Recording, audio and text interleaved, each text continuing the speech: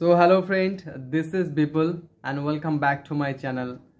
So if you are totally beginner and if you want to speak in English but you don't know what kind of things actually you should learn first. So I will suggest you first time what kind of things around you, try to call their name in English. Suppose অনেক কিছু আমরা বাড়ির আশেপাশে বা বাড়িতে দেখে থাকি, তো সেগুলো ইংলিশে নাম বলার চেষ্টা করো। যেমন আমরা জেনারেলি বাংলা কি বলি, বিছানা বলি, তো ওটাকে বেড বলা শুরু করো। চাদরকে আমরা কি বলবো, বেডশিট। জানলাকে উইন্ডো। সো তুমি অনেক কিছু জানো বাট আমরা ব্যবহার করি না, কিন্তু যখন তুমি বারবার এভাবে বলতে থাকবে অভ্যাস হয়ে যাবে। এমনকি অনেক কিছু আছে যেগুলোর নাম আমরা ইংলিশে জানি না। সো আমাদের কাছে মোবাইল আছে, তো মোবাইলে গুগলে সার্চ করো, দেখো এটাকে ইংলিশে কি বলে। সো এভাবে বলতে থাকো, যখন বলতে বলতে অভ্যাস হয়ে যাবে তারপরে দেখবে অটোমেটিক এগুলো মাথায় চলে আসবে, তোমাকে এগুলো নিয়ে আর ভাবতে হবে না।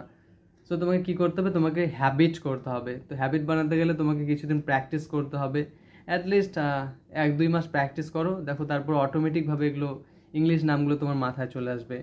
এমনকি তুমি যখনই আশেপাশে যা কিছু দেখবে দেখবে তোমার ব্রেন অটোমেটিক এভাবে কাজ করবে যে সব কিছু ইংলিশে বলার চেষ্টা করবে। ওকে, তোমার ব্রেনই তোমাকে সিগন্যাল দেবে বলার জন্য।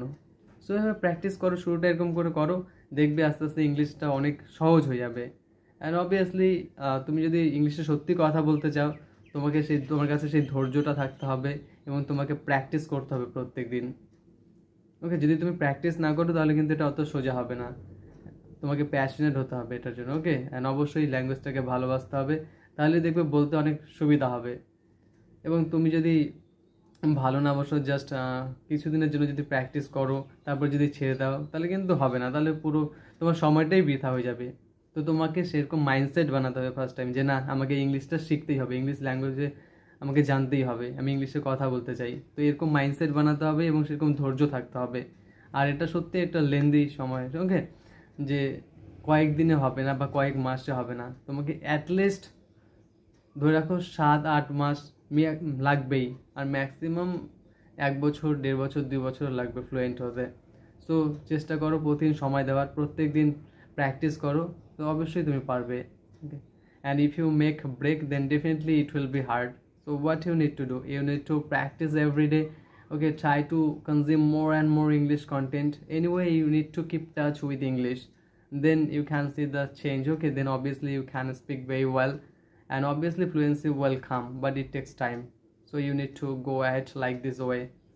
So start your journey, and definitely if you know English, then lot of benefit you are going to get. Okay, so if you want to that kind of opportunity, definitely you need to learn, you need to have that kind of knowledge.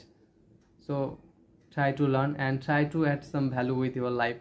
Do this, and okay, best of luck. Bye, take care, bye.